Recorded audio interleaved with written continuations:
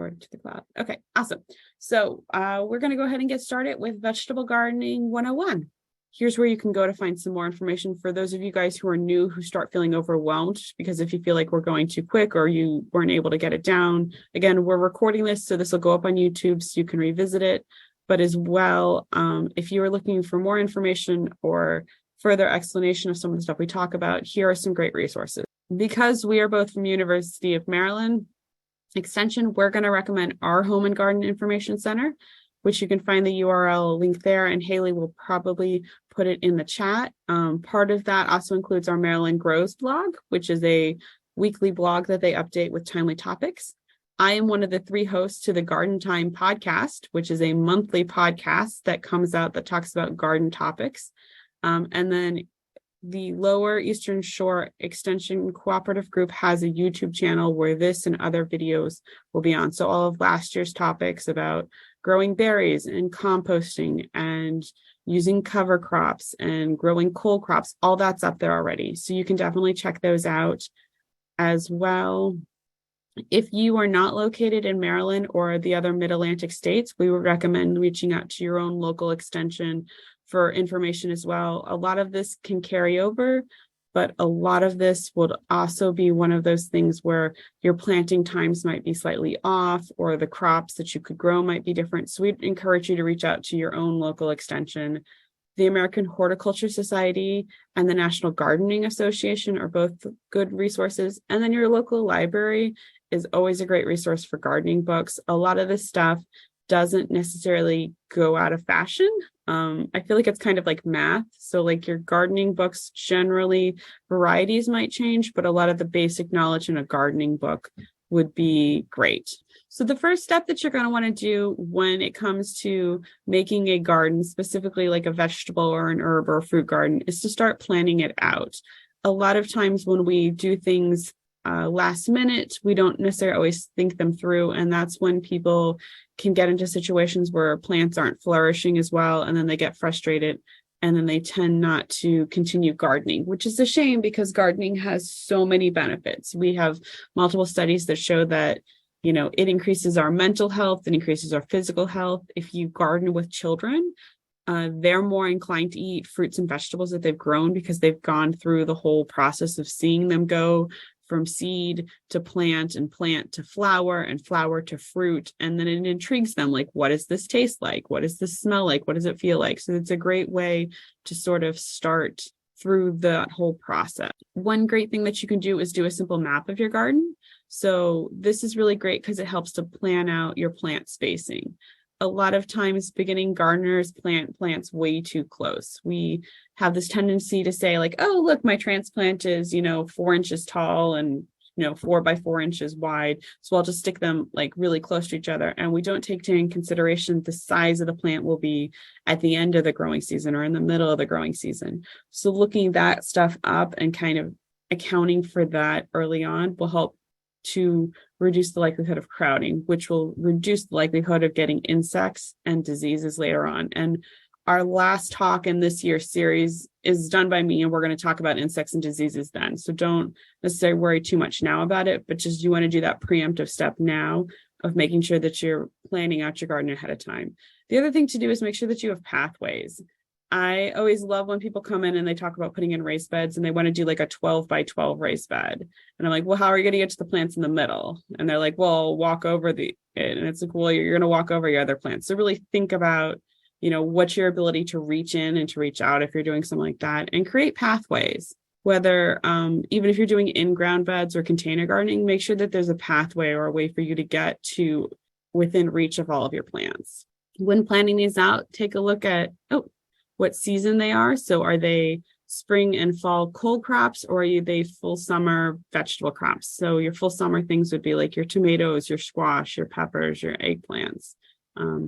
Are these things that are going to need multiple successions? So if you're doing something like green beans, a green bean plant's going to take 4 weeks or so before it starts to produce pods, and then it's going to produce good pods for a few weeks, and then the pods are going to start getting tough and not really they're not really succulent, they're not really yummy tasting after about a month or so of making pods because the plant starts to age and it just doesn't produce as much. So you'd want to do succession planting. So you'd plant some, and a few weeks later you'd plant some more, and then a few weeks later you'd plant some more, and then you'd rip them out once they started getting old. So, but again, you've got to have space for that in your garden ahead of time. So there's a few different types of gardening. One is doing in ground, which you would see here off to the left. And this is a pretty easy way to kind of start, although it can be a little bit more weedier. The one in the middle is a raised bed, which are something that's becoming more and more popular. And then the last one is container gardenings. And in this case, they are just cloth bags, which are readily available at a lot of garden stores as well. And we're going to break down each one of these. Okay, so in-ground gardening, this uses your existing soil. So if you have a backyard or a front yard that you can garden in easily, this sometimes can be a great way to start. It doesn't require as much cost up front because you have your soil already. It also tends to be less permanent because, for instance, if you're a renter and you have permission from your landlord to put this in, and if you decide in a year from now, oh, cool, I got this new job, I'm leaving, it's very easy for you to go out there, rip up everything that you have, even it out, and put down new grass seeds, and then have grass take back over. So it's a little less permanent than, say, a raised bed where you have to remove the bed and sort of even things out. It can be a lot cheaper because you would just need to amend the soil to make it to the point where it would be able to grow your crops. Turf grass, particularly if it's been there for a while, oftentimes takes a lot out of our soil but doesn't return a lot. And vegetable crops need a little bit more with regards to nutrients. And we'll talk about that a little bit later. Because everything is down on the ground, these guys are pretty easy to irrigate just using a soaker hose. One thing that you would want to do that you can see in the picture here that they've done is mound it up. So you can see there's sort of a channel between the grass and these mounds where we've got onions on one side, and I believe these are broccoli started in seeds on the other. And mounding it helps make it so that water runs off so they don't puddle. And it also helps to deviate your lawn area from your garden. The one downside of in-ground gardening is they oftentimes are a little bit more weedier. It's hard to control weeds on them depending on the type of turf grass you have. Like if you have wiregrass, there's nothing to really stop that wiregrass from encroaching into your garden without you constantly kind of reestablishing that trench there.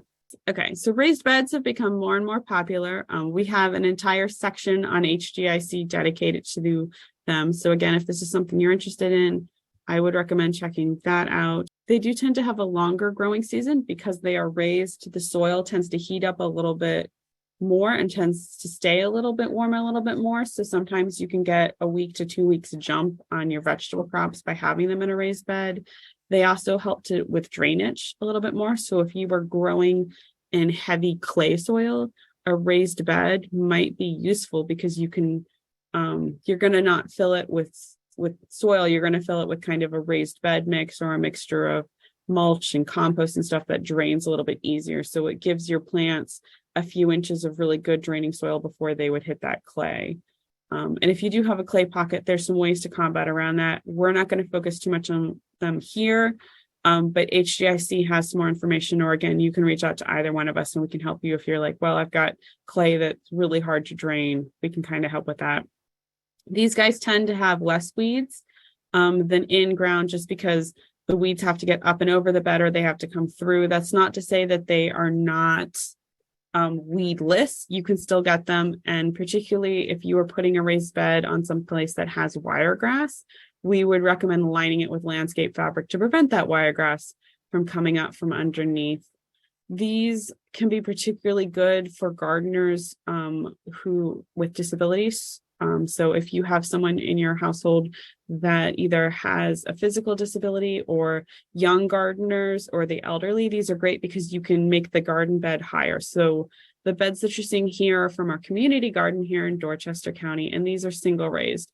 We recently double raised them, which makes them about 16 inches off the ground instead of 12. And it's so much easier for a lot of our senior citizens who live in the area to garden this way because they're not having to kneel or bend over quite as much as they did before. So it really helps make gardening more accessible. You can also do raised beds that are up on legs, like a salad table, which we're not going to talk about too much on this talk, but there's tons of information about that at our HGIC. You do have a lot more when it comes to setting it up, filling it, and maintaining it than your in-ground would when it comes to like upstart cost, especially with the price of wood nowadays. You can do raised beds out of like big plastic troughs or metal troughs, which have become more and more popular. The thing to be wary of, particularly with the metal, is that they are going to get hotter during the summer than wood is going to get. So you are going to have to be on top of watering metal raised beds more than wood raised beds just because of that heat. And again, these guys are more permanent because in this case, if this was your backyard and you were going to go to sell it and the person buying it said, I don't want raised beds, I want turf grass, get rid of it, you're going to have to take this bed out. You're going to have to lay that soil down. You're going to have to get rid of that mulch, and then you're going to have to lay down grass. So it's a little bit more permanent. It may not be something that you could do if you were a renter, the same way you could if you owned a property. Container gardening is my favorite. I have 2 raised beds and I still do a bulk of my stuff in containers because I actually just think that it's really easy to do containers, especially like my herbs and some of my vegetable stuff that I don't want to tromp all the way through my backyard to get to my raised beds for. I'll put in containers on my porch. So this is actually a picture of one of my basil plants in its container. These are great for patios. These are great for decks. These are great for balconies. All throughout grad school, when I lived in an apartment building, I grew herbs and vegetables in 5-gallon buckets just like this. So this is something that's great if you are just getting started. I highly recommend container gardening. They're easy to set up. There is going to be some upstart costs because you're going to need to pay for the container, and then you need potting mix for container gardens. You don't want to use soil. Definitely don't go out and get the soil that you find outside, and don't get garden soil in bags. Soil in the bags is too dense. It's going to hold too much water and it's going to rot your plant roots out. So you're going to want potting mix instead. And I did an entire talk, I want to say either last year or in 2021 on container gardening, which is on our YouTube channel. So if you're interested in this specifically, there's all that information. I find that they do tend to be less weedy than the other 2 do because you're putting plants on them. It's a smaller mouth there. Any weeds that fall around my basil plant, for example, here are easy for me to pull out compared to I'm not combating weeds coming from below and above. They do have to be watered and fertilized more often, though, because they're limited to just the amount of soil that's in the container. And you are sort of limited on what you can grow based upon the size of your containers and where you can store those containers. So if you do decide to do container gardening, here are sort of our general recommendations on the size of the container or the pot that you would need in order to maintain that fully grown plant. And that's not to say that you couldn't start off with smaller containers for your transplants and slowly move up to them. But things like your small herbs and your greens, peas, beans, small flowers, 1 to 2 gallons, medium vegetables. So any of those dwarf patio varieties, summer squash, your cole crops, beets, carrots, all of those you can do in 4 to 6. If you are doing a lot of the root vegetables, you want to think about deeper containers rather than large flat containers. Large flat containers work for some things, but ideally you want to make sure that they have a deep enough area for their root structure to get in.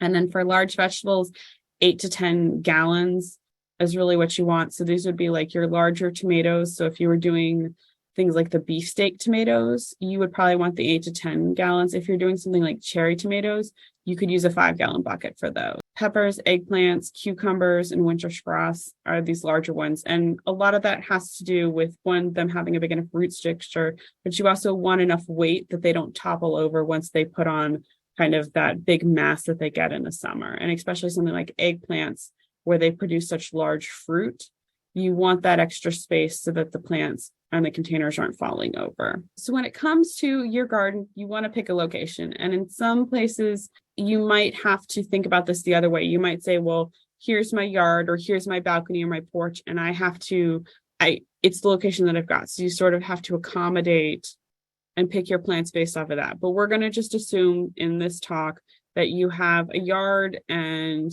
or a patio, and you're kind of deciding where to put it. So first thing you want to do is think about your sunlight opportunities. Most of these vegetable plants are going to want about 6 hours of sunlight. Morning light is preferred to afternoon light because afternoon light can sometimes be a little intense. But if you have to do afternoon light, you can do it. You just may need to stay on top of the watering a little bit more or potentially put up some shade stuff for them.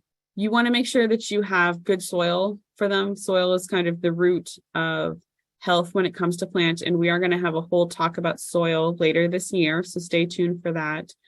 Think about temperature wise, where you are when your spring kind of no freeze zone is, what your heat days are, and go from there.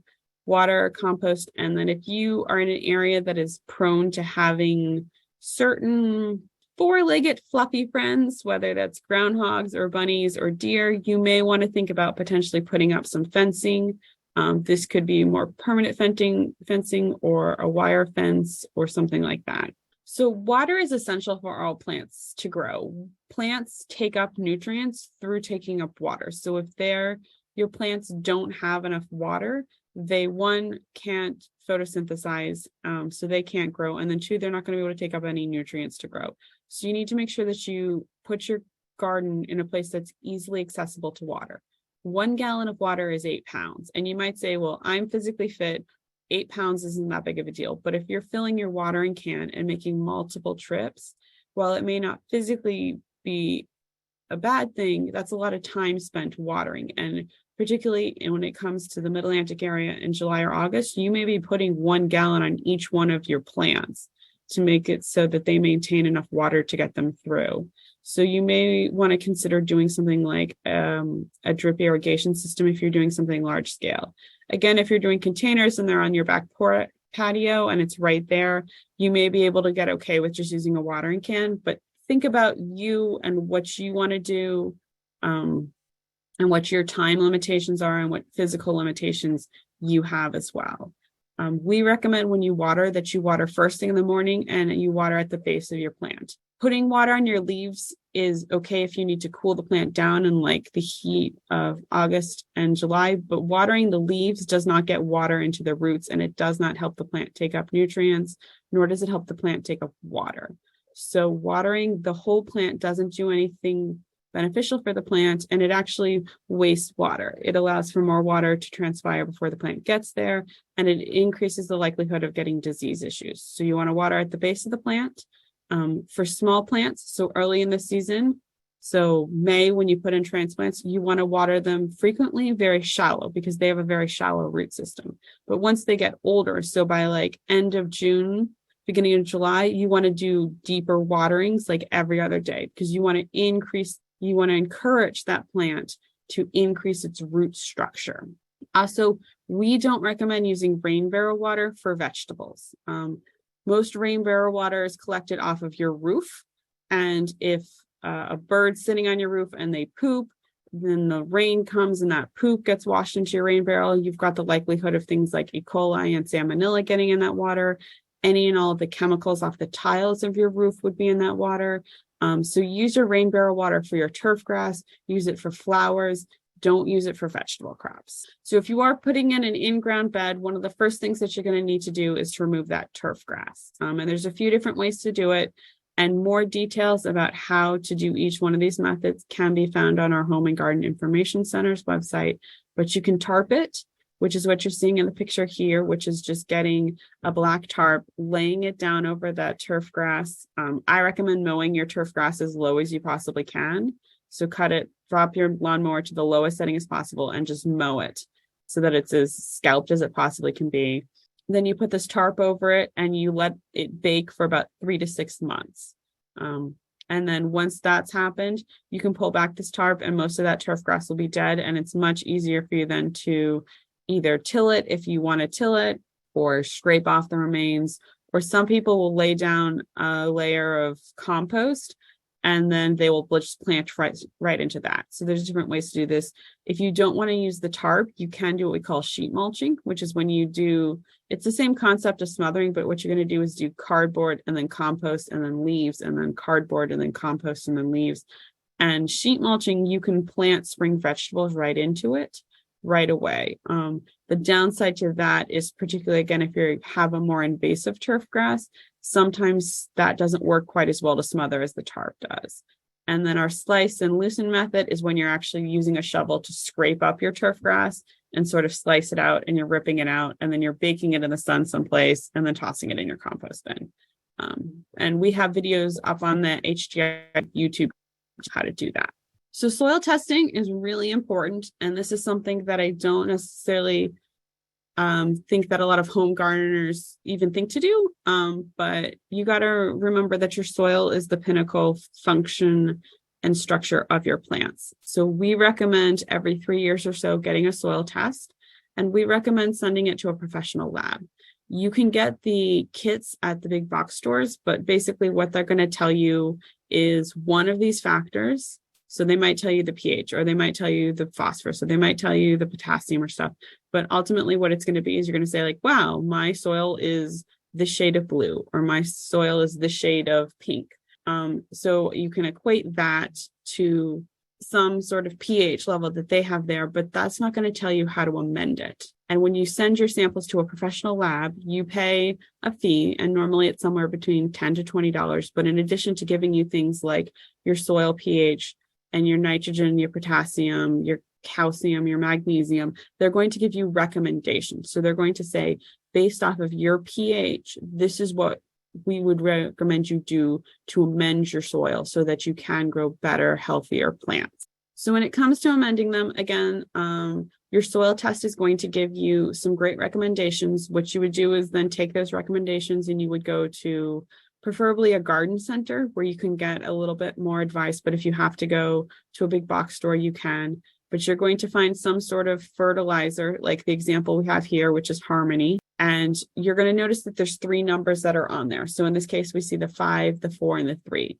This amounts to the amount of nitrogen, which is the first number, phosphorus, which is the second number, and potassium, which is the third number. So you can sort of figure out based off of these 3 numbers, which are typically the percent by weight that is in there, how much fertilizer to add, or how much compost, or how much of this you could put on, say, your raised bed, or to help mound up. Here in Maryland, because of how close we are to the Chesapeake Bay and watersheds, we want to be really careful not to over fertilize. In part, it's a waste of your money, and in part, we don't want to lead to pollution entering the bay. We recommend a mix of organic matter, about 2 to 5%. And this can be compost that you either purchase in a store, or this can be compost that you make, as well as things like leaves or your grass clippings can be really great as well.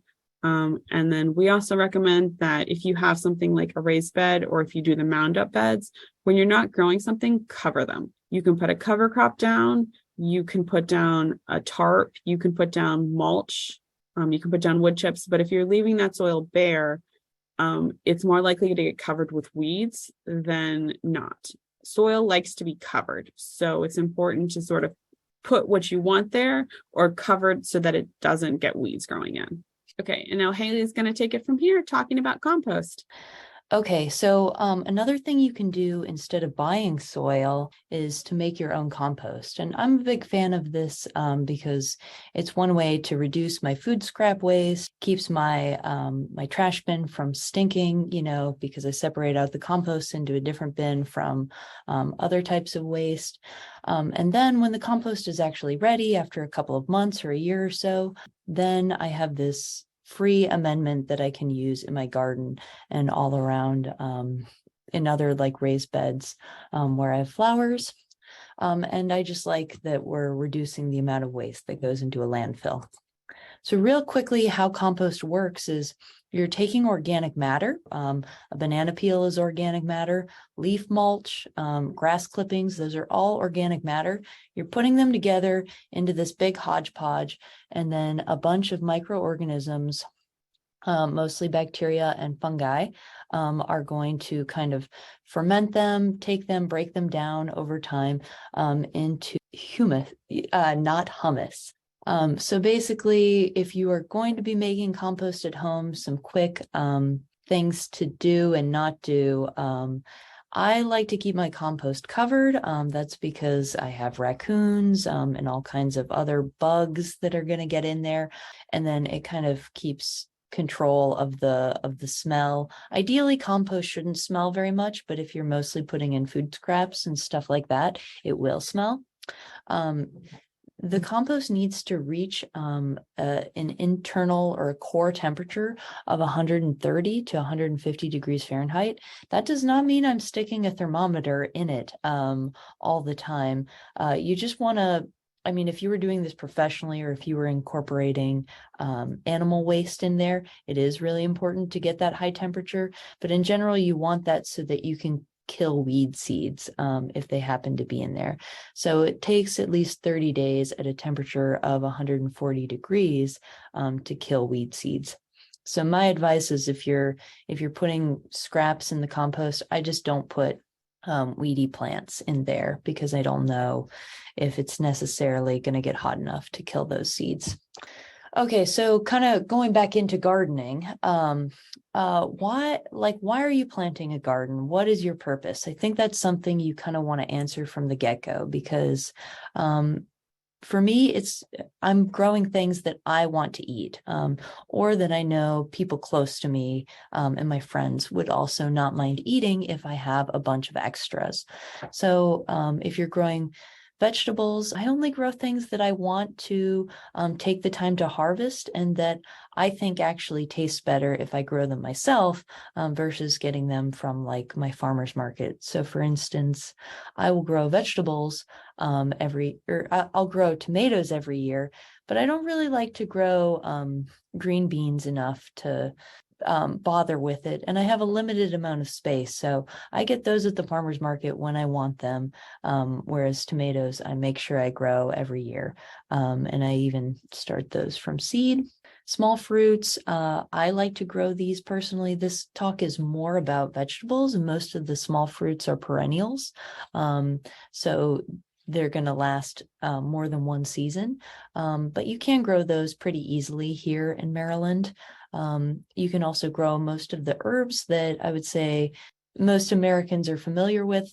So things like oregano, basil, cilantro, and then a whole bunch, rosemary, thyme. Those all grow pretty well in Maryland. Some of those are going to be annuals, and most of them are going to be perennials, so they may come back unless we have a really cold winter. You can also grow flowers in your garden interspersed with the vegetables, which is a nice thing to do to encourage pollination. And then what I don't really recommend and what I get a lot of calls about are fruit trees. If you are a beginning gardener, a fruit tree is not going to be an easy thing to take on. They take up a lot of space. They take years before they're productive, and it's going to be very difficult without using a whole bunch of chemicals to get grocery store quality fruit in a place like Maryland, because we just have really heavy pest and so insects and fungal pressure that are going to make your fruit look really ugly. An apple sits on the tree for several months, and that's a lot of time for summer insects and pests to start making it not very pretty. So the number of calls I get about fruit trees that aren't growing well, or the fruit is really ugly, or it has all fallen off, is much higher than the number of people that have problems with vegetables, because they're just a lot easier. You may have one bad year, but then you get to start over again. So space and location, definitely think about these. We'll talk a little bit about actual plant spacing here in a minute.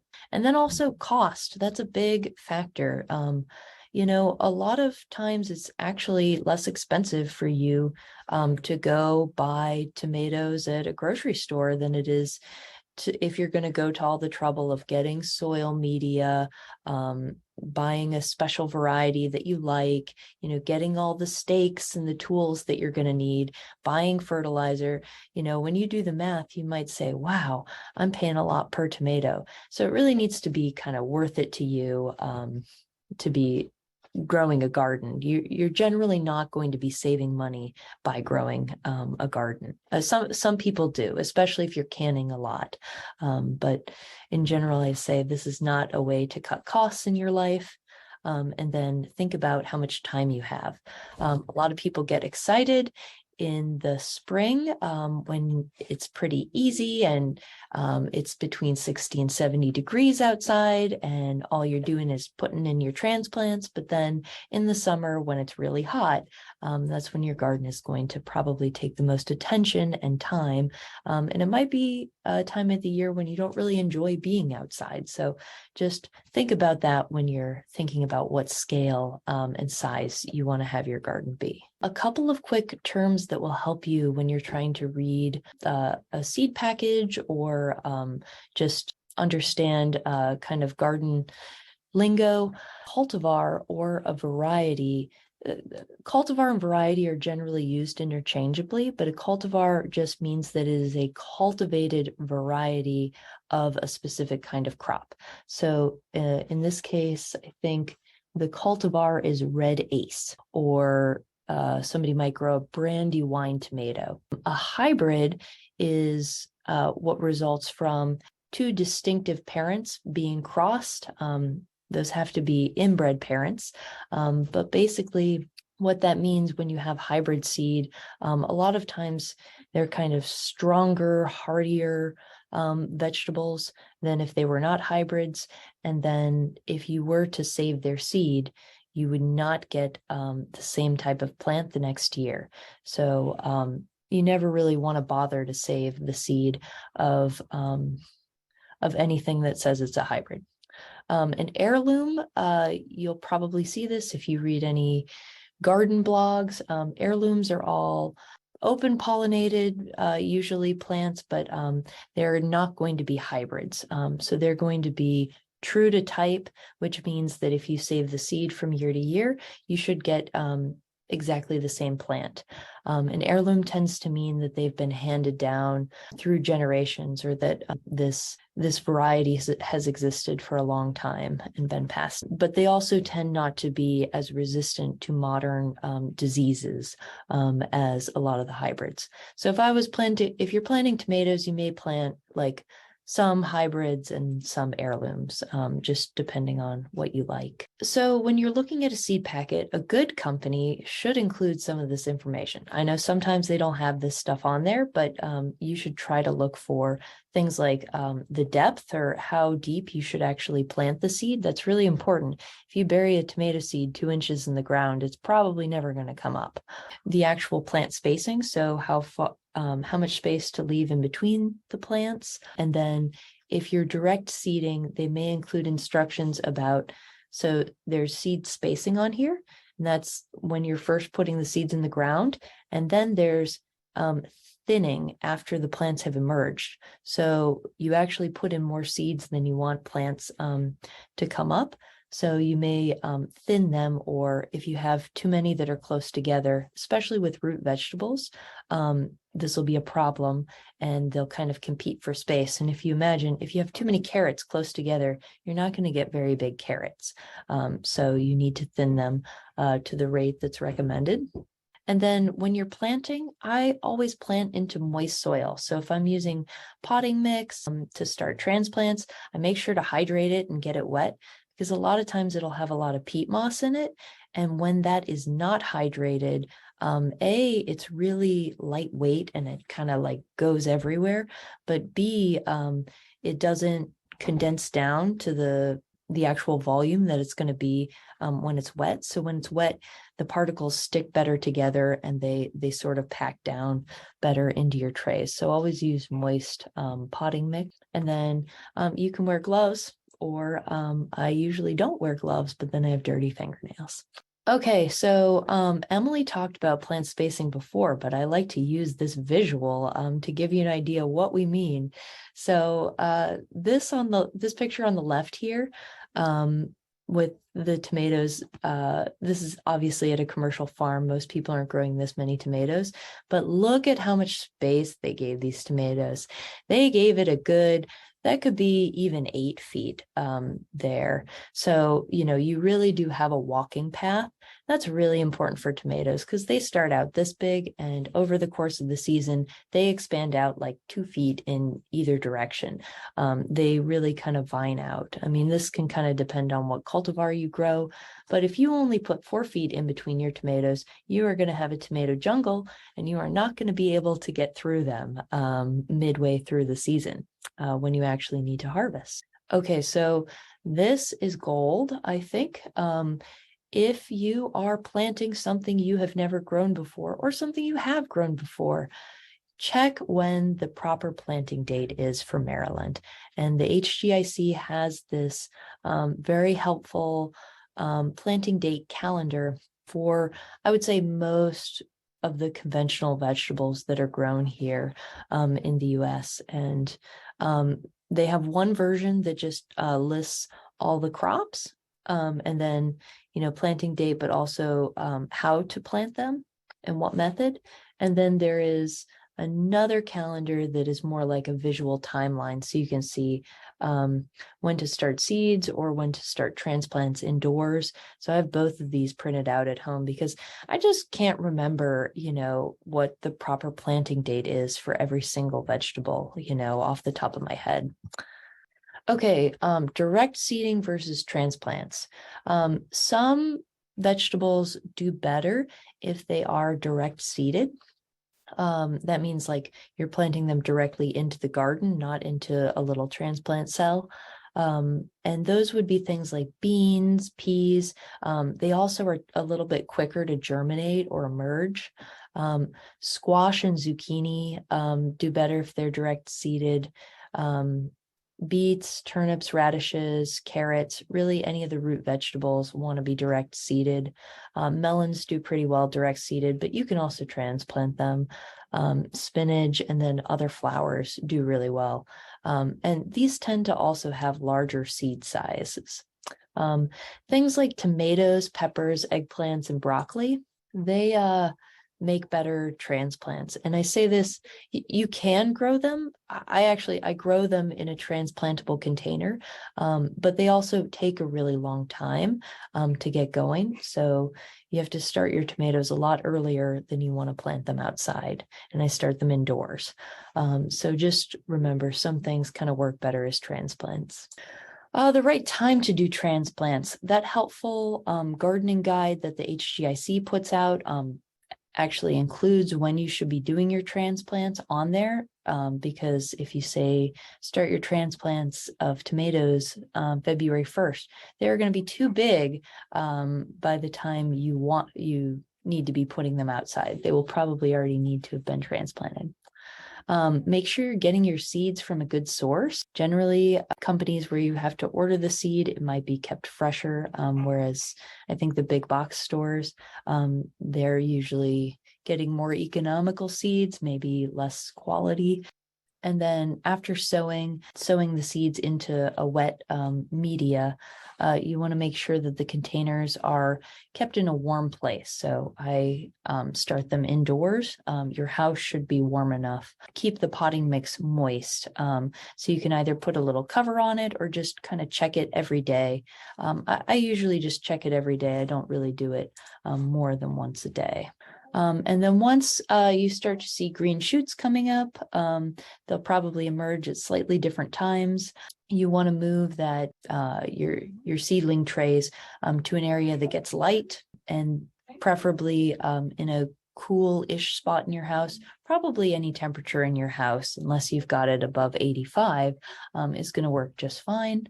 And then 1 to 2 weeks before you decide you're going to start actually transplanting these into your garden, you want to start taking the transplants in and outside. So you take them outside during the day, let them sit in the warm, bright sunlight, and bring them inside at night. So what this does for the plant is it gets them used to how much more sunlight there is outside. So on a sunny day, you have only 10% of the light coming in through your window as what you would have outside. So it's a really big jump for the plants otherwise. So you want to give them like selective exposure. to light. And then the other thing is that people don't really think about is wind. When you grow transplants indoors, they're not exposed to any wind, and they don't really develop thick or strong stems. So I like to take them outside, and you see them the first couple of days. If there's any wind, they're just blowing around. You want them to do this when they're still short and when they're not going to break. And they're still pretty elastic, because then they'll develop thicker stems as they grow. Okay, so if you want to do interplanting or accompanied planting, so that would be like you have a tomato plant and then you have these marigolds around it, make sure to think about how the tomato plant is going to grow. So for instance, here, we've got the cage around the tomato plant because they kind of vine and get all over the place. Think about, make sure that, one plant isn't going to crowd out the other plant's roots. Tomatoes are going to grow more robust root systems. The marigolds aren't going to get quite as deep in that pot. Make sure that both of these plants have the same light needs. So fortunately, in this case, tomatoes and marigolds both want full sun. It can be helpful to have something like a flower around the tomatoes because it'll bring the bees out for pollination. And just some general care tips for your garden. It's going to help you if you mulch. That's going to kind of keep the soil covered like it wants to be so that there's less erosion, but it's also going to prevent weed seeds from germinating if they get in there. Again, water at the base of the plant, not the foliage. Fertilize as necessary. So you can do a soil test, but basically every garden is going to need nitrogen. Nitrogen's the nutrient that all plants need, and they need it more than once per season. They will grow faster after you fertilize them if you have not done so, or if you're not following a schedule, you'll notice that. Certain plants are going to need physical structural support. So things like tomatoes, peppers, peas, and cucumbers, they all do better if they have a trellis or something to hold on to. So just remember that, because if you don't grow them with a trellis, they'll kind of fall over. Or like a cucumber will grow all over the ground and take up a lot of space. Monitor your plants for other types of problems, and we'll quickly talk about those. So most summer vegetables are going to require pollination. So this would include things like squash, cucumbers, pumpkins, eggplants, okra, watermelon, muskmelon, and also tomatoes. Didn't make it on here, but they need it. And that means that bees need to visit those flowers. So if what you're harvesting came from the flower, so in the case of most of the vegetables that don't grow in the ground, you're harvesting kind of the fruit, essentially. Botanically speaking, it's the fruit. Then you usually need a bee to come and pollinate that. And some plants, like for instance, squash and pumpkins have flowers that are either male or female. Most of these vegetables have both male and female parts for pollination. But if you're wondering why all of your zucchini flowers aren't developing into zucchini, it's because they put out the male flowers first and then they put out the female flowers. So gardens will likely have some pests. You should expect this. This is normal. Even though it's annoying, it is totally okay, and there are ways to deal with them. You will probably see weeds, especially if you are planting into a non-raised bed or into native soil, the soil that was already in your yard. So just kind of pull them out as they come. You'll likely see some insects, things like aphids, which are this picture on the top left with the kind of orange bug here. Those are bad insects. Things like hornworm here. This is really bad. You might see it on tomatoes. And then there are a whole bunch of other insects that may try to eat your plants to look out for. And then, of course, there are plant diseases. So here on this basil plant, we have downy mildew. It's a fungal pathogen that usually hits when the days are warm and wet in the heat of the summer. But fear not, because there are also all kinds of beneficial insects, but also birds, bats, and reptiles that will try to eat some of these bad bugs. And a good garden should have a balance of both. A good garden should not have no bugs. It should have more of the bugs that are going to eat bad bugs. So things like parasitic wasps can take out some of the bad bugs. You've probably heard of ladybugs. They eat a lot of aphids, or lacewings are also another good one. But sometimes spiders, praying mantises, and then there are some predatory mites that will eat other mites. And then just a couple of other things to be aware of. Not all problems you will see in the garden are going to be from animals. They could be from other kinds of pathogens and pests, like you might see something like this. This is called dampening off. When the plant dies back because of a fungal pathogen, you could see the whole plant start to wilt. That could be because the plant needs water, or it could be because there's a pathogen. Sometimes it's hard to tell. Things like blossom end rot here, where you see just the tip of the tomatoes is dying off. That's caused by a lack of calcium. And you see that in a lot of garden vegetables. Cracking, or sometimes cat facing, can be caused in tomatoes. When the fruit expands too quickly, it can crack, or if nighttime temperatures get too cold, or if pollination isn't right, that can cause some of these deformations with the tomato. You can still eat a deformed tomato. They're just not going to look as pretty.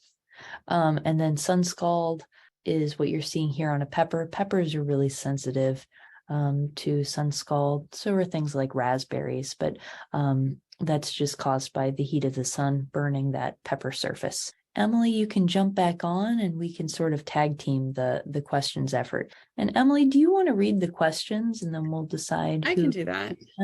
Our first question was, any suggestions on how to keep moles, voles from eating the roots of plants in a raised bed? Is there a fabric or something that can be put down as a barrier?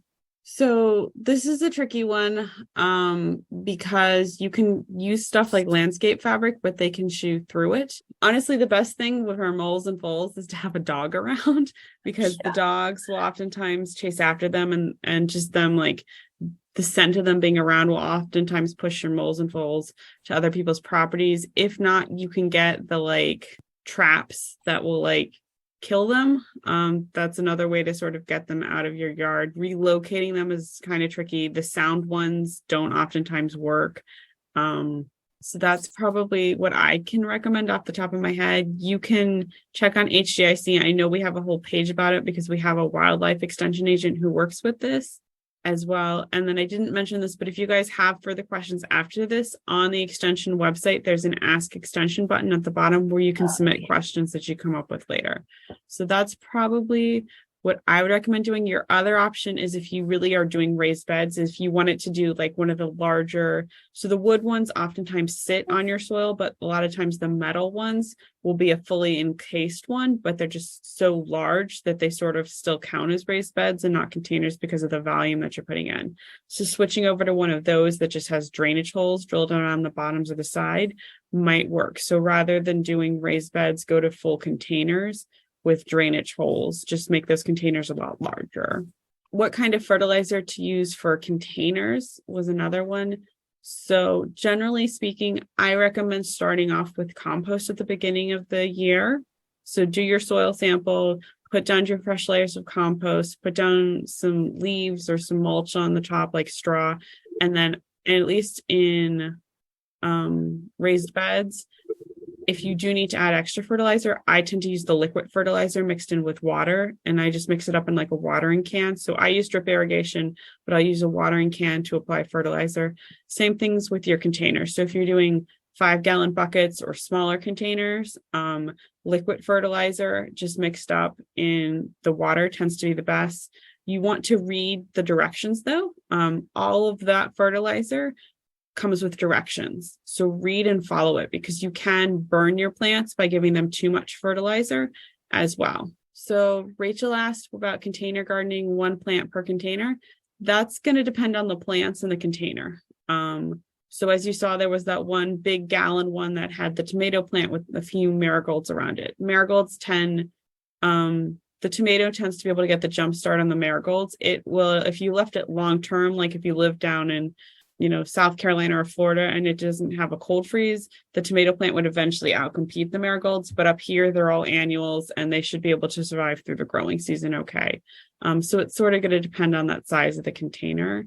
For generally speaking, when it comes to those larger ones, the more robust things like tomatoes, eggplants, peppers, you're talking 8 to 10, 5 gallons per full grown plant. So you can put some of those small summer flowers around them, but ideally only one of those per plant. The general thing for a raised bed would be each one of those would be 1 square foot as well. So you can also think back to that versus something like green beans. If you're doing green beans in like a 5-gallon bucket, you could probably put something more like 4 or 5 plants towards that. Someone asked about their yard being even. Yeah, if your yard's on a steep hill, that's not ideal for growing vegetables, because of your ability to move up and down to where it is.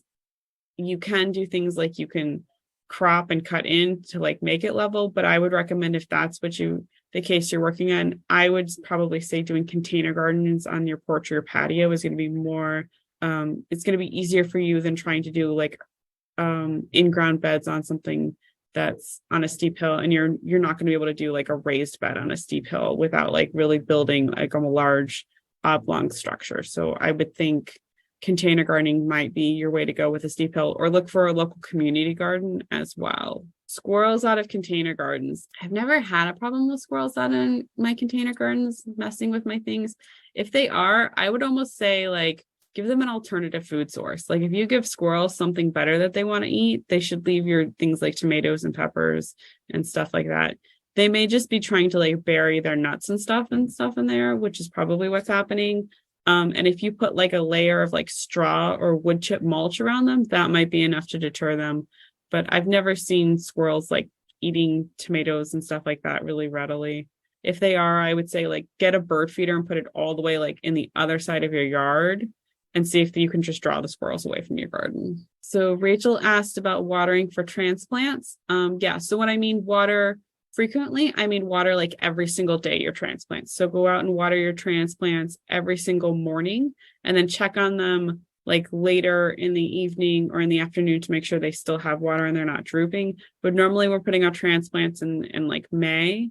So they're normally can establish themselves before we hit that like hot July, August weather. So you're going to water your transplants every single day until they start getting more established. So once they've like doubled in height, that's when you'd switch to watering them like every other day and then go to every 3 days or so. And the exception to this is when we get into that heat of the summer, you may need to water everything daily just because it's so hot and dry out. Eric, any thoughts on using cardboard as a tarp and adding topsoil? Yep. So that's what we call lasagna mulching. So you put down cardboard and then you'd put down topsoil or compost and leaves and you kind of stack it. It works well if you are not trying to do things with wiregrass. If you are trying to do wiregrass, it will get through that cardboard and it'll just flourish in that layer of compost. So this is one of those things where you might want to see what type of turf grass you have and base your ability to do it from there. But yeah, there's lots of people that use the cardboard as a tarp and that works just fine. So I do not know if there are any community gardens in Wacomico. The best way do you? Awesome. I was going to say reach out to your local extension office, but Haley can answer this because it's Wacomico. Yeah, we have a couple of community gardens. It kind of, I would say actually, if you want to know more about that, you should, we could have just a one-on-one conversation because there are a couple around here, but they all have different like garden managers. So some of them may have kind of a set, group of things that they plant, whereas others like really want help or volunteers, or they might just give you one bed and you could use that whole bed and take care of it for the summer. And for those of you guys who are interested in community gardens who aren't in Wacomico, I would reach out to your local extension office to see if they know of one, particularly your home hort or master gardeners may run one. If not, If you have like gardening clubs in your county or something like that, that would be another great resource that could tell you if there were community gardens as well. There used to be a site that had a list of all the ones that were in the state of Maryland, but that was from a few years ago, so it may or may not be as up to date. Okay, so now we have some composting questions for you, Haley. So what do you do if your compost is not hot enough? You have to give it more time because basically it heats up because the microorganisms are eating through that mixture. If it's not getting hot, that also there's a whole balance to composting. You got to put in if you're only putting in food scraps, for instance, it can have too much nitrogen waste in it. And then you need to balance it out with things like leaves, cardboard, paper, things that are going to be kind of high carbon sources, and that'll get the process sort of moving faster. If you don't have the right ratio of those things, it's going to take longer. But basically, I mix in my food scraps with leaves, and that kind of keeps it happy. But it definitely takes a couple of months or a year. Like in the winter, it's not very active. So we had someone ask about composting with a high pile in a sunny area of leaves and whether or not that would be a fire risk. Usually, like probably not, but generally you do put compost piles in shade. And that's because they need some level of moisture to for the microbes to get going. So I think if you're putting a whole bunch of dry leaves in the sun, it's going to take forever before they compost. Yeah. I think this goes back to that you need a combination of what we would call green manure or green compost and brown compost, and leaves are brown compost. So if you only have brown, they're not going to break down because you don't have the right carbon and nitrogen. Yeah, they will place. Eventually break down, but they won't be as nutrient rich as if you're adding in your food scraps. Yeah. I would almost say if all you have access to is leaves, you might be better off shredding them and then just putting the shredded leaves right on your garden rather than trying to make a separate compost pile of them. Yeah, like a mulch, basically. Yeah, so use them as a mulch more than just making a giant pile of them and thinking like they're going to do much more for your garden as a mulch than they are as a giant pile that'll take a lot longer to break down. And the difference between a mulch and like a compost or a soil amendment is the mulch is really just going to keep the weeds down, but it's not going to be adding nutrients. And then a good compost is also going to be feeding your garden and adding those nutrients. Okay, so Rose asked if either one of us were familiar with the DC compost program. You can get it at the dump with no guarantees. What do you think about using it on vegetables, other plants, and then does Maryland have similar program? I know that certain counties in Maryland have compost programs. They can be hit and miss because again, you're sort of getting whatever is available. You can get them.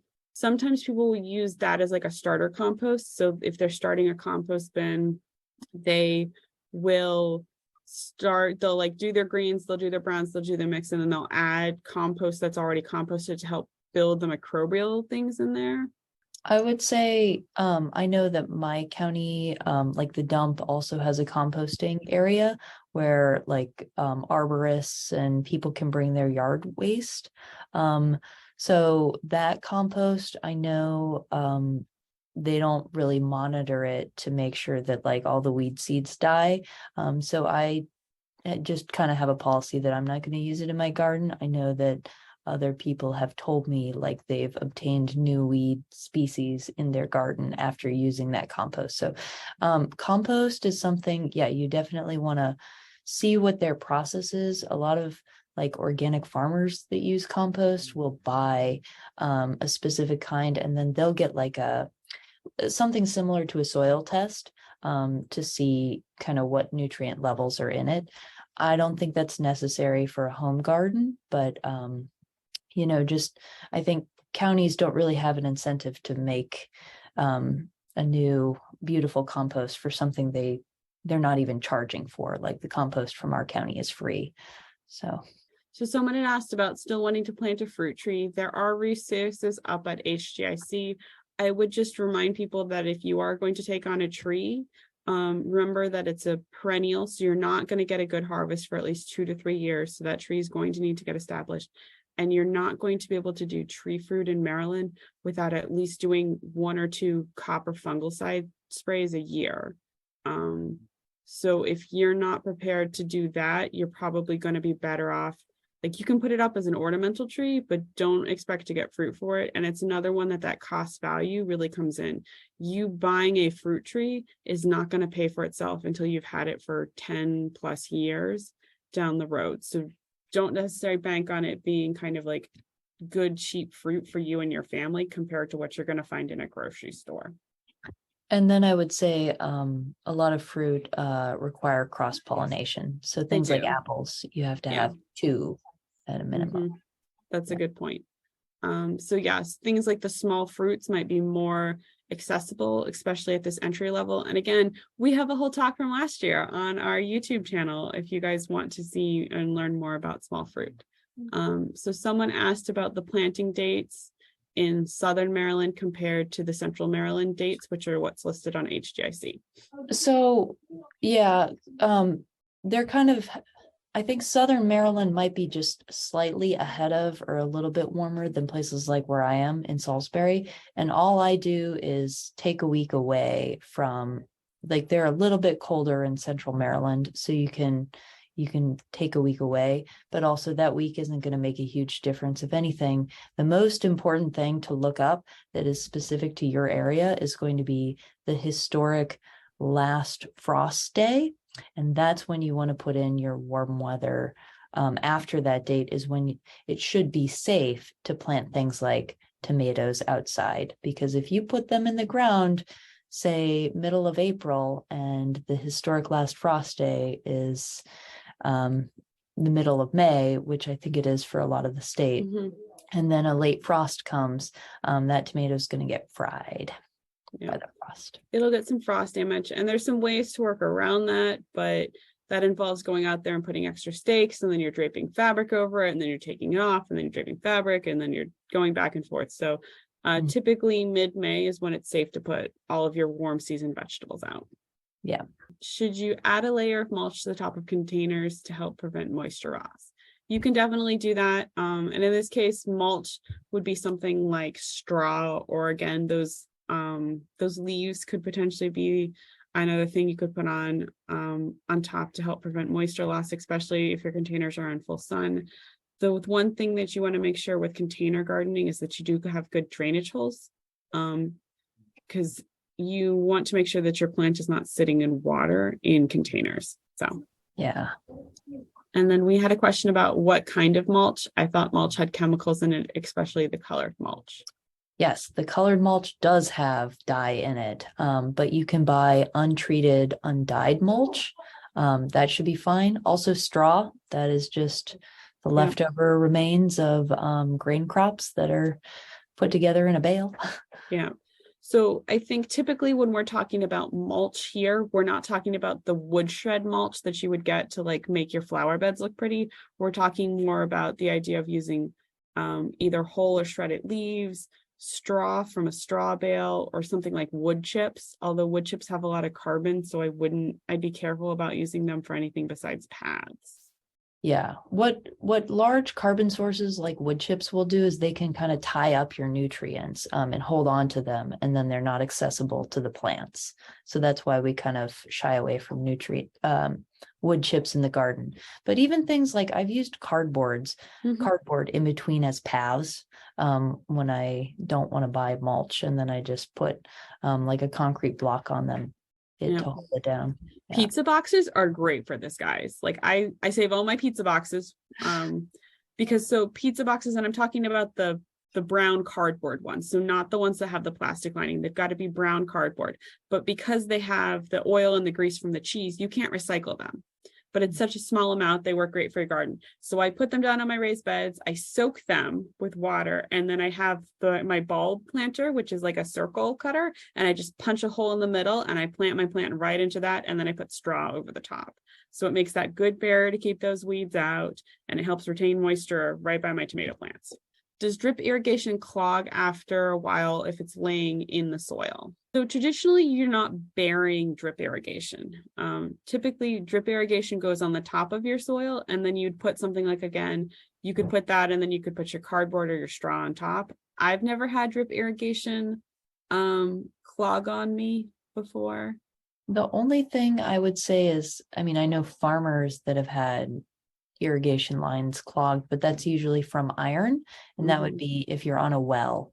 And most, I mean, it's going to depend on the diameter of the hose. So if you have a really like thin hose, which is what a lot of kind of like farmers are using, that can clog with iron or other minerals that you may have in your water. But if you're on city water, this is probably not an issue for you. Best way to handle rabbits Oh, in raised beds. I think this is another one that I would say with rabbits, dog yeah. fur, you can get the like green plastic netting, and I would probably just put like a fence around your raised beds to try to prevent them from getting in. You may need to sort of turn it under and put like bricks on it so that they can't squeeze underneath. But I think using barriers is probably the best way to keep things like the rabbits out. Unfortunately, it's sort of a plus minus. I've seen people that have done this and then done separate garden off to the side and been like, this is the garden for the rabbits. And then they leave theirs alone. But then you're managing two gardens, so maybe not. So yeah, I would recommend with rabbits in particular. I think fencing tends to work okay with them. So someone asked, I have chickens. What's the best way to use the chicken poop in my garden? Ooh, that's a whole can of worms right there. I would say your best bet is to put your chicken manure into your compost it for a year, and then put it in your beds. Yeah. It's just a food safety issue. And again, if you're the only one eating and you give yourself E. coli poisoning or food poisoning via coli salmonella because of chicken poop, that's on you. But from an extension perspective, I'd recommend doing the compost with it so that it heats up, and then do it in that way. It makes it a little bit safer to do it. So that's probably what we would recommend.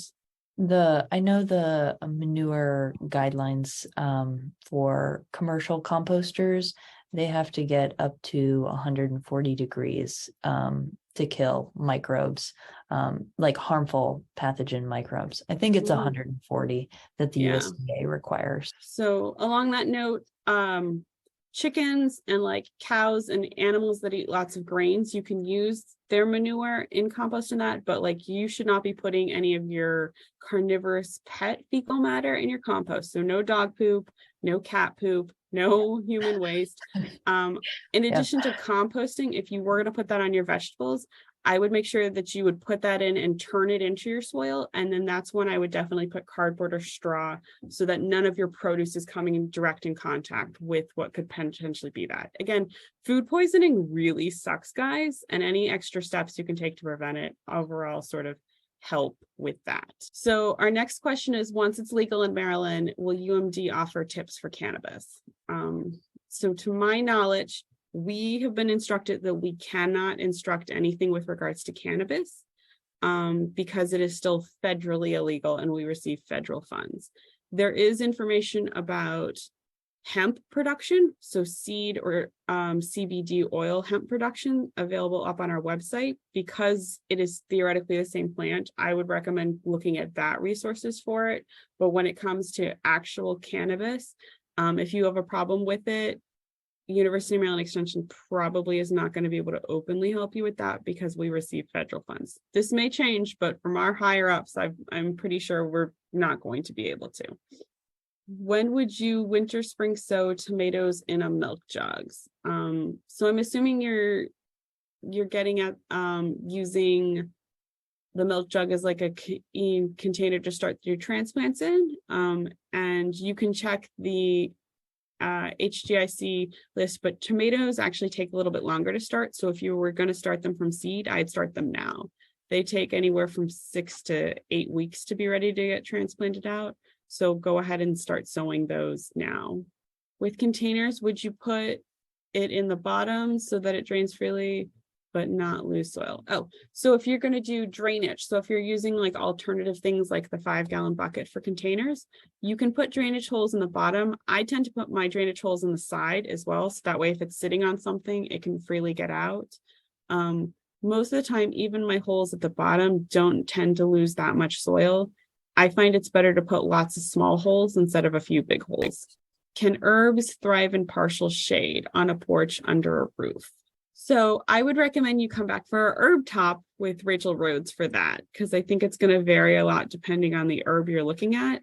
Most of them are going to want direct sunlight for at least a few hours, or they're going to need a large amount of dappled sunlight. So what I might recommend doing is taking a look at how the sunlight changes underneath that area. You can put some herbs there, but if they start looking leggy or something, you may want to have an alternative location to move them, especially if they're in containers. Any recommendations for potting soil? Nope. Potting soil in general, like you would find that we're not allowed to support one company or another, but I would recommend that if you just go to a garden center, you want to just find something that says potting soil specifically on it. I have used the really fancy Miracle Grow potting soil. I have used the cheap potting soil from the dollar store, and both have grown stuff. So yeah, I like to make sure there's at least a little bit of perlite mixed in, which is the kind of looks like a little white rock or like styrofoam. Perlite kind of helps to give the soil pore space and air in there, and a lot of them cheap mixes won't have it in there. Yeah.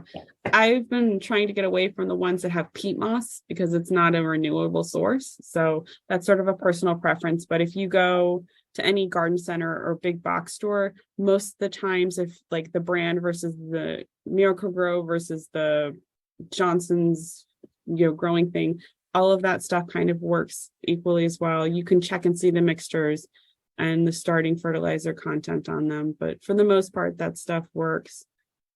If you are growing something that is acid loving, you may want to look into getting one of the more specialized potting soils, but most of your vegetables just want the same basic stuff. Unless you're growing blueberries, like you don't need an acid potting mix. Yeah. Are used tea bags good for soil? They're good for compost. Yep. I put them in my compost bin along with my coffee grounds. Yep. So, what's an alternative to a tiller? It's a little bit tough because tilling does help aerate the soil, but it totally ruins soil structure if you're tilling all the time. So this is kind of a tough thing. Yeah. So I think if you are talking about you want to till, but you don't want to purchase a tiller, like you can get like a pitchfork and do it via manual labor. You can also ask yourself, like, why are you tilling your soil? So if it's you need to break up the soil, maybe rotate in a root crop, do potatoes or sweet potatoes or beets or carrots or radishes, something that's going to have that deep root to penetrate down, and see if that helps. Put in a cover crop or something like that, maybe to help with that. Because it's this sort of back and forth on like you want good soil structure, but you may need to till for other reasons. Best barrier to keep deer out of raised beds. Oof. Completely encapsulated. Yeah. So again, the green fencing sort of works. I've seen people put up the electric fencings, especially if they're like out in the woods, and then you just put some aluminum foil with peanut butter on your electric fence, and they'll come up and they'll lick the peanut butter and it zaps their tongue. And sometimes that deters them a little bit more. Sometimes that doesn't work though. So you just sort of have to figure out kind of what works best for you. If we knew an answer to the deer problem, farmers would be very happy because that's one of their big issues too. Yeah. So, and again, it sort of goes back to a cost value thing. How much money do you want to spend keeping the deer out versus how much money are you saving by growing these crops? So you could take a little bit of deer feeding. If they're too much, you could try. The electric fences are pretty easy to put up and take down, and you can use them year after year. You can also get like the green plastic kinds, which you can sometimes use year after year. So just you can check at garden centers or like Tractor Supplies for some various different fencing ones. So tips for worm composting, how to distribute worm castings. Kind of like any other soil amendment. Just kind of mix them in. I know you can also put them in, like if you have house plants, to kind of top up the soil. But yeah, I would kind of spread them across the top of a vegetable bed, especially in the off season, like the pre-season before planting. Yeah. So we had someone ask about deterring rats from the garden. This is not one that I've come across. You could try again fencing them out. I would think really good garden sanitation would probably help with this. I've never heard of rats like climbing up to take produce off of like plants the same way like raccoons sometimes will do. So I think if you just make sure you've got some good sanitation practices, remove rotten stuff that's falling on the ground, I would think that would probably deter them from it. You can definitely try again using some of the more finer mesh fencing potentially to do that. Likewise, like if you find that they're coming maybe because of your compost, try moving your compost bin further away from your garden. And then someone asked about having worms in just general compost, Haley. Oh, that's pretty normal. Like a healthy compost can sometimes have worms in it. But if there's something wrong with your compost and you're like putting worms in it, if it becomes anaerobic or there's no oxygen, they will die. So if you're going to have worms, I think it's nice to have it be more of a pile structure, maybe not enclosed. I do enclosed composting and then I put it in piles to rest. But the worms usually get into the piles, and that's a good thing. They like help. Yeah. So. Okay. In this case, this person's scared of worms, so they want to know how to keep worms out of their compost. It's okay. I didn't clarify that. Enclosed compost bin will keep worms out, especially if you have one of the types that aerates. They're not going to get into that. So just having a fancier compost pile will help. Yeah. So instead of piling with like wood, get a plastic structure. Okay. So we answered the drainage at the bottom. So I will say I do not recommend in containers putting gravel or sand at the bottom of them. What they have found over time is that holds a pocket of moisture that increases the humidity in your containers and eventually leads to root rot. So soil is more ideal to have in there with drainage holes. And if you're using some sort of decorative pot that cannot have drainage holes, put it in a plastic container, take it out of the decorative pot, water it. Once it's done dripping out, put it back in the decorative pot. But ideally, you don't want to add anything like gravel or pebbles or something like that. It can just creates this pocket that allows humidity to build up down in the soil, which can lead to like fungal issues in your soil. So if you're losing soil through your holes are probably too big. So I generally recommend, again, if it's something you're making yourself, smaller holes, you could put some sort of like mesh fabric or something to keep the soil from coming out. But you might also be watering too aggressively if you have a lot of soil that's draining out. So try watering a little bit more frequently with a little less power to it. Or you could try getting some sort of like mesh type fabric. Like I feel like cheesecloth would be too fine, but like some sort of fabric like that would be more ideal than. And you should have a drainage like collection area too. If you do, you're going to want to dump that off to the side so that it can keep draining. Okay, information about mineral mulch. What is this? When and why would you use this? I've never heard of mineral mulch. Have you, Haley? Did we maybe say something about minerals and mulch during the talk? I might have. So mulch is something that as it breaks down can provide more nutrients and minerals too, but it's not quite as mineral rich as compost. So maybe that's what the confusion is.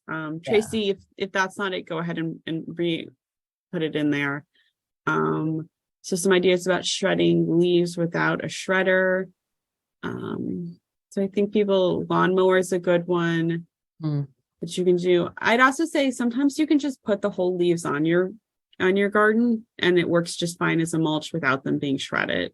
Shredding works like in a compost bin to get them to break down faster. But if you're using them as a mulch, you can just put them on as are. So, and if you've got an oak tree, leave some leaves that are not shredded, because a lot of our big fancy moths pupate in the leaves in the fall. And if you shred them all, you're going to potentially kill the pupae in there, and then we won't have pretty moths. So what if a bird flies by and poops over your garden? Is there a risk with that too? Yeah. So there would be a risk with any sort of fecal matter that is happening in your garden, which is why we would recommend anything that you bring or that you harvest in your garden that you bring inside and you wash it before you consume it. And you can check on the University of Maryland Extension's food safety page would talk more about this. I mean, generally your risk is small, but yeah, when there's fecal matter involved, there's always a risk. There's always some risk. I think the exception to that is bug fecal matter, because their stomachs are alkalinic and ours are acidic. So any pathogen that lives in a bug stomach is not going to work in yours. But that's a whole different issue. That's a whole different talk. Any tips for utilizing a greenhouse? Well, it's a good place to start your seeds. Yeah. It's a great place for that. I'd keep an eye on your temperature and your humidity in it, but yeah. Yeah, in the summer they're usually too hot, honestly, to grow things. But you know, if you want to, I don't know, have a citrus tree in a pot, you could keep it in a greenhouse. Otherwise, there's no real way to grow something like citrus in Maryland. Okay, so we had a question about using cardboard and bagged raised bed soil versus cardboard and mulch, wood chips or straw. So the mulch or the straw is more or less meant to go on the top of everything as a way to reduce your weed pressure and hold moisture. So I would probably recommend doing the raised bed soil. You can do things where people will do the compost and then some like shredded wood chips or stuff like that. But I think especially if you're beginning gardeners or you've got kids or something, it's easier just to go with the raised bed soil, especially if you have the money to put up front for that.